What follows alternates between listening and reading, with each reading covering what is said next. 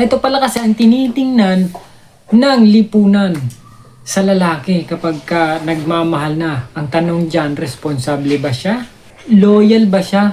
Yan yung hinahanap dito sa bansa natin sa mga lalaki, hindi ang pagkabinya. Madalas kasing pumapasok sa isipan ng mga tao kapag ka lalaki ang na-move na or nakapag na siya, ganon. Normal ang tingin nila. Kasi ang karamihan, hinahanap talaga sa lalaki yung meron na siyang nakaraan. Yan ang tinitingnan ng karamihang tao. Ibig sabihin, marunong na siya. Kaya, hindi tinitingnan yon ng karamihang tao tungkol sa isang lalaki na may karelasyon kung siya ba ay victory. Isipin mo yung mga ganitong bagay, pinili mo nga yung isang lalaki. Then, may ginawa kayo, pero sunod-sunod naman ang kanyang ginagawan.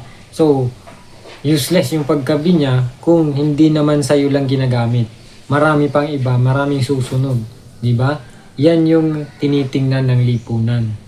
Kasi sa bansa natin, mas mahigpit ang maraming tao sa babae kaysa sa lalaki patungkol sa S.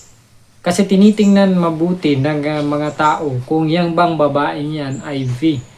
Pero hindi nila tinitingnan sa lalaki kung V pa yan. Ang tinitingnan nila. Meron din naniniwala na kapag ka V ang lalaki ay loyal daw, sabi nga. Merong lalaki na V pa pero hindi naman talaga tapat. Kaya hindi basihan kapag V ay loyal. Mahalagang tandaan natin ang relasyon ay teamwork. Hindi siya isang uri ng kompetisyon. Hindi ito laro.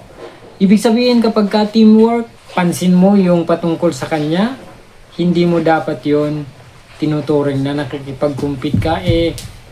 Ako ay V, ikaw ay dapat V rin. Ganon yung dapat na alisin sa isipan ng magkarelasyon. Virginity does not build, teamwork communication does.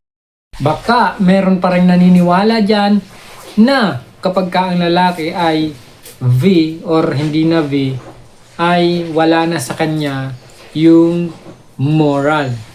Itingnan lang ang tungkol sa babae. Tatanggapin yan ng maraming tao.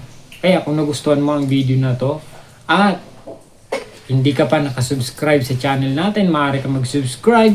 Hit mo na rin yung notification bell para lagi kang updated sa ating mga latest video.